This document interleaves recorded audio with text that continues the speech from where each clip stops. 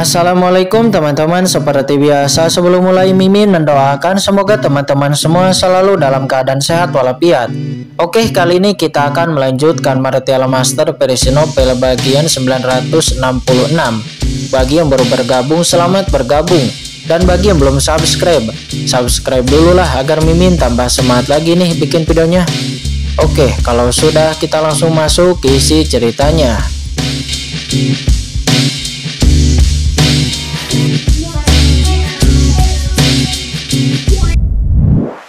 Aturan di sini sesuka hatinya dan juga dengan mudah mengalahkan master kelelawar kegelapan.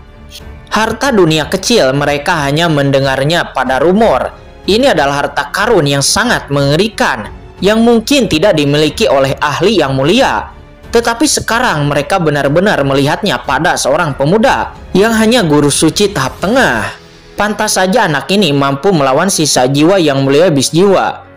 Namun bagaimana jika mereka bisa mendapatkan harta dunia kecil ini? Di dunia kecil ini, mereka adalah dewa yang bisa mengendalikan segalanya di sini dan bahkan juga dapat memelihara tanaman obat dan juga yang lainnya yang sungguh mengerikan. Tuan, apa yang Anda bawa ke dunia kecil Anda? Tahukah kamu siapa kami? Mata master kelelawar kegelapan itu bersinar dan jejak keserakahan melintas jauh di matanya, lalu dia berkata dengan dingin, "Saya akui bahwa Anda luar biasa, tetapi meskipun saya adalah bandit pasang surut, itu bukanlah tanpa latar belakang. Karena Anda juga berasal dari kekuatan puncak dunia. Anda juga harus tahu bahwa di belakang kami, bandit pasang surut sebenarnya didukung oleh kekuatan tertinggi di surga. Kalau tidak, bagaimana mungkin kami berada di laut pasang surut ini selama bertahun-tahun?" Mengatakan ini, master kelelawar kegelapan itu berkata dengan bangga, "Sebelumnya, kamu telah menyelamatkanku dan aku sangat berterima kasih. Selama Anda berada di laut pasang surut di masa depan, aku jamin bandit pasang surut manapun tidak akan pernah mau menjadi musuh dari temanku. Dan aku juga bisa memperkenalkanmu kepada kekuatan di balik bandit pasang surut saya." Di dunia kecil Kincen, master kelelawar kegelapan itu masih memiliki sedikit rasa bangga. 18 bandit pasang surut mereka dapat membuat nama seperti itu di laut pasang surut, menjarah kamar dagang utama, dan membunuh master yang tak terhitung jumlahnya. Tetapi mereka tidak dihancurkan oleh kekuatan tertinggi di surga. Tentu saja itu karena mereka memiliki latar belakang yang mendukungnya. Master lainnya dari bandit pasang surut juga menyipitkan matanya menyaksikan adegan ini tetapi tidak berbicara. Sedangkan Kincen mendengar itu, dia tidak bisa menahan cibiran di dalam hatinya. Orang-orang ini masih ingin menegosiasikan persyaratan dengannya di dalam cakram Gyo Qiankun miliknya. Bukankah menurut Anda itu terlalu naif? Master kelelawar kegelapan yang melihat Kincen tidak berbicara, dia segera mengerutkan kening lalu berkata, "Mengapa kamu tidak berbicara?" Hanya saja sebelum dia menyelesaikan kata-katanya, Kincen tiba-tiba mengangkat tangannya. Dan segera tenggorokan master kelelawar kegelapan itu sepertinya tertahan oleh kekuatan tak terlihat. Dan dia tidak bisa mengucapkan sepatah kata pun. "Di dunia kecilku, kamu masih berani," kata Kincen. Dia melambaikan tangannya dan nyala api tak terlihat muncul di bawah master kelelawar kegelapan dan boom! Itu adalah api iblis King Lian. Api iblis King Lian meledak dengan nyala api yang mengerikan dan segera membakar master kelelawar kegelapan. Di saat terbakar oleh api, seketika tubuh master kelelawar kegelapan itu berkedip-kedip dan kemudian sosoknya berubah menjadi kelelawar hitam, berjuang melawan rasa sakit. Apa master kelelawar kegelapan ini sebenarnya memiliki darah klan kelelawar dari ras monster? Kata Kincen, dia berkata dengan sedikit terkejut. "Apa yang kamu coba lakukan?" kata master lainnya. Mereka tahu betul bahwa di dunia kecil Kincen mereka seperti ikan yang disembelih dan mereka tidak punya hak untuk melawan. "Tentu saja membiarkanmu menyerah padaku dan melakukan sesuatu untukku di masa depan," kata Kincen. Dia mencibir. Namun pada akhirnya Kincen tidak ingin lagi berbicara omong kosong. Pohon iblis dari 10.000 alam tanam sumbernya langsung di tubuh mereka, kata Kincen. Di saat kata-katanya jatuh, seketika tentakel-tentakel hitam yang tak terhitung jumlahnya pada pohon iblis dari 10.000 alam tiba-tiba keluar dan langsung menembus tubuh master sekte raja dan yang lainnya. Segera asal-usul Poniblis dari 10.000 alam itu dengan cepat melebur ke dalam tubuh mereka dengan jejak napas jiwa Qinchen, membuat mereka menjadi budak Qinchen dari lubuk jiwa mereka yang terdalam.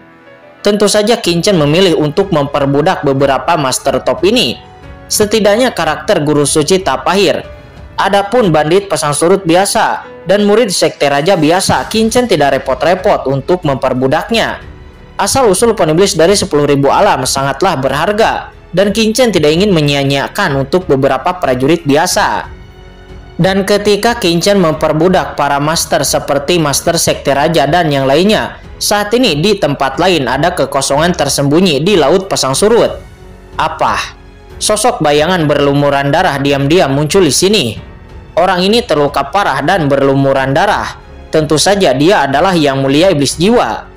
Sial, kenapa kekuatan guntur yang ditampilkan anak itu begitu menakutkan? Untungnya dewa ini tegas dan langsung meledakkan seluruh dunia rahasia. Walaupun dia kuat, dia mungkin sudah mati akibat ledakan alam rahasia itu kan? Kata Yang Mulia Iblis Jiwa, matanya memancarkan cahaya dingin. Kekuatan ledakan alam rahasia sangatlah mengerikan. Pasti itu dapat membunuh master manapun di ranah guru suci. Tidak peduli seberapa kuatnya. Bahkan dia sendiri pun tidak akan dapat bertahan di bawah ledakan itu, kecuali jika dia berada di masa kejayaannya. Oleh karena itu, meskipun dia tahu bahwa pertahanan fisik Qinchen sangatlah menakutkan dan hampir tak terkalahkan, dia masih sangat yakin bahwa Qinchen pasti tidak akan bisa selamat. Anak itu sangat kuat, namun sayang, aku takut tubuh anak itu pasti juga akan ikut hancur. Anak ini benar-benar tubuh yang sangat kuat. Jika aku sebelumnya bisa mengambil alih tubuhnya, itu akan jauh lebih kuat daripada Master Alkemis Iblis Api ini. Kata Yang Mulia Iblis Jiwa, nampak dia masih menyesali kematian Qinchen. Untungnya harta karun Poniblis dari 10.000 alam tidak akan musnah. Itu tidak akan musnah di bawah ledakan itu. Oleh karena itu, aku harus secepatnya mengambil Poniblis dari 10.000 alam. Namun saya sekarang terluka parah.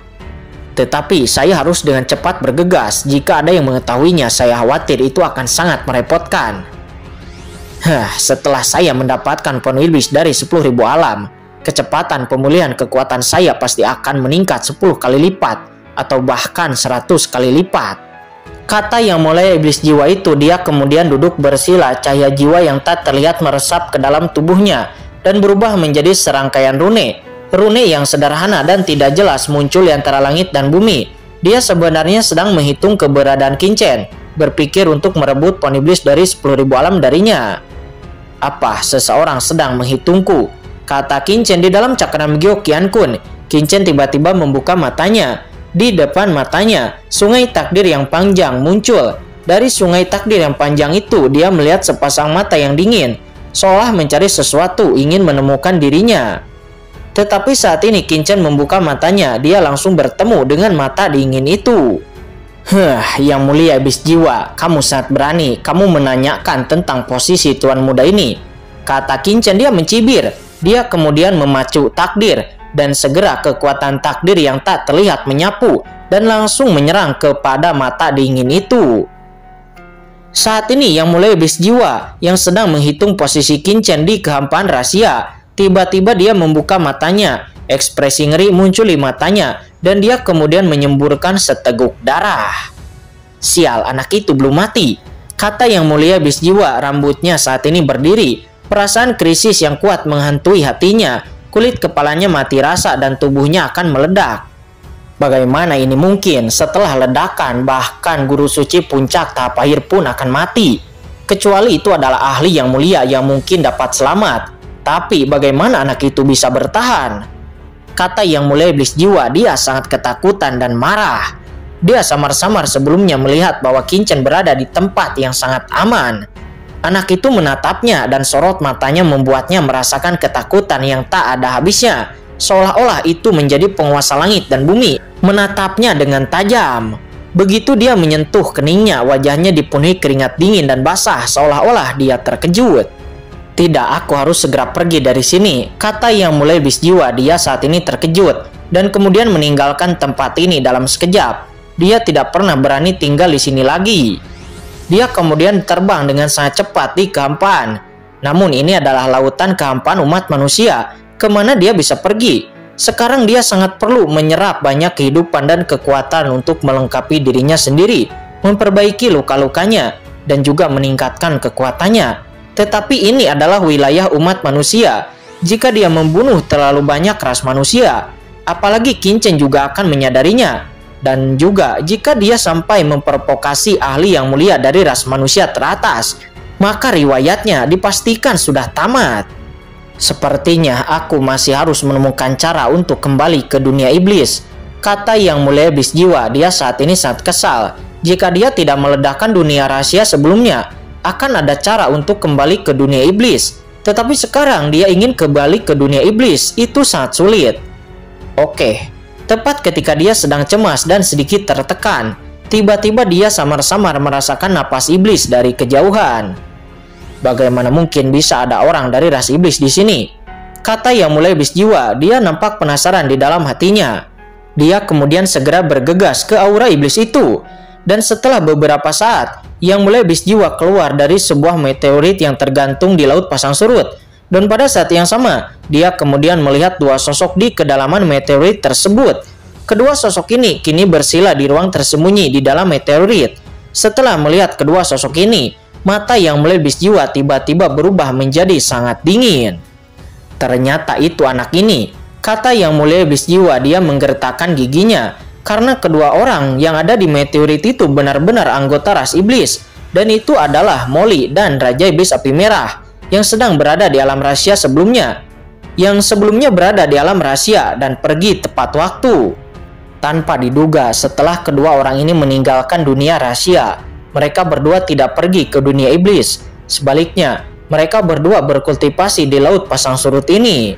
Kata Yang Mulia Iblis Jiwa. Ada cahaya api yang tak berujung di matanya. Dia tidak ingin membuat khawatir siapapun, tetapi dia tiba-tiba memikirkannya. Molly sebelumnya telah menelan banyak kekuatan jiwanya.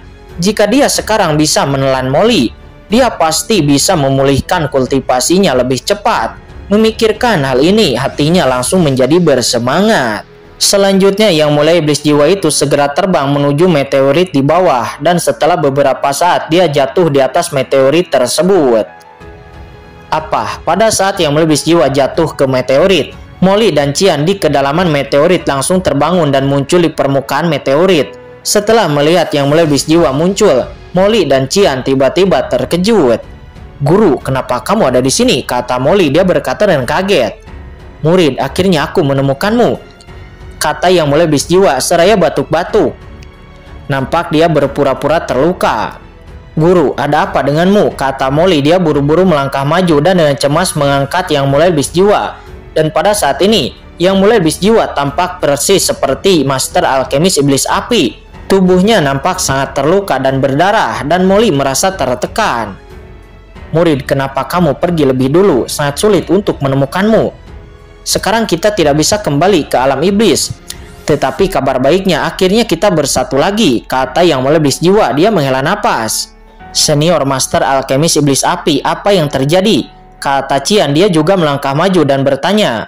"Kita sebelumnya memasuki dunia rahasia bersama, dan kemudian saya memasuki ruang warisan. Setelah melewati ruang warisan, saya memasuki ruang yang sangat aneh.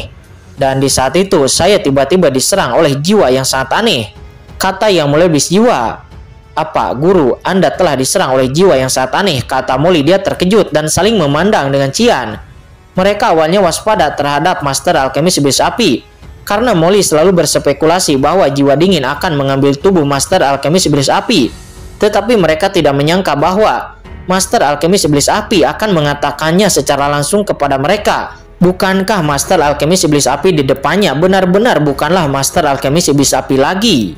Yang Mulia Iblis Jiwa itu sepertinya tidak melihat ekspresi mereka berdua, dan dia kemudian berkata dengan getir, "Ya, jiwa aneh itu sangat menakutkan dan akan menyerang pikiran Guru. Untungnya, Guru ini adalah Master Alkemis dan juga memiliki api iblis, dan Guru dapat memblokir jiwa yang aneh itu." Setelah itu, kemudian Yang Mulia Iblis Jiwa menceritakan semua yang telah terjadi di lembah. "Oh, jadi begitu, Guru. Apakah kamu terluka sekarang? Jadi ayo sembuhkan lukamu terlebih dahulu," kata Molly. Setelah dia mengatakan itu, Sebuah pil hitam muncul di tangan Molly dan langsung menyerahkannya kepada Yang Mulia Iblis Jiwa lalu berkata, "Guru, ini adalah obat penyembuhan suci yang murid dapatkan dari kehancuran kuno di alam meteorit iblis sebelumnya. Murid ini juga mengandalkan benda ini untuk mampu menahan serangan jiwa dingin dan memperbaiki luka. Guru, kamu harus segera memakannya. Jika kamu memakannya, lukamu akan dengan cepat sembuh," kata Molly. "Tanpa diduga, kamu masih memiliki pil ajaib semacam ini. Kamu benar-benar murid yang baik," kata Yang Mulia Iblis Jiwa. Dia kemudian meminum pil itu. Dia jelas tergerak oleh kepedulian Molly. "Lier, saya masih tidak mengerti. Anda adalah anggota ras iblis suci, lahir di alam iblis. Bagaimana Anda bisa mengenal anak ras manusia itu?" Mendengar itu, Molly tersenyum lalu berkata, "Tuan, meskipun pemuda itu sebenarnya adalah ras manusia, namun dia tidak dilahirkan di surga, tetapi di alam yang lebih rendah. Dia berasal dari ras manusia di benua sumber yang disebut benua Tianwu." "Apa benua sumber?" kata Yang Mulia Iblis Jiwa. Dia terkejut. Dia benar-benar terkejut ketika mendengar kata benua sumber. Namun keheranannya belum hilang. Tiba-tiba ekspresinya berubah drastis dan dia berkata dengan marah, "Lier, apa yang kamu lakukan?" Karena pada saat dia terkejut, kilatan cahaya dingin tiba-tiba muncul di mata Molly dan telapak tangan Molly tiba-tiba langsung menghantam dadanya.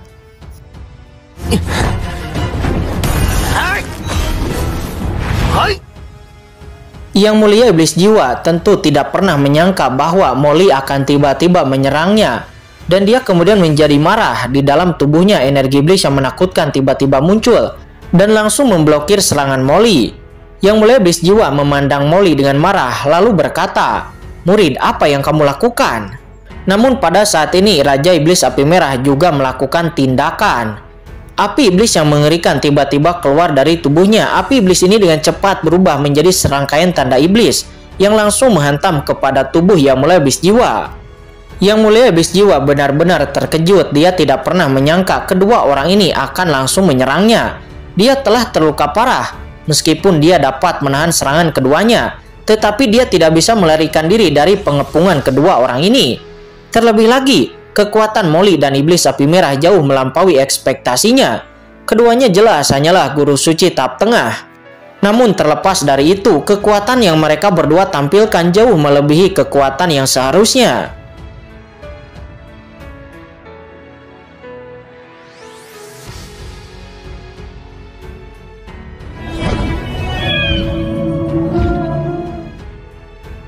Oke guys, sudah dulu ya. Jangan lupa subrek biar lanjut terus ceritanya.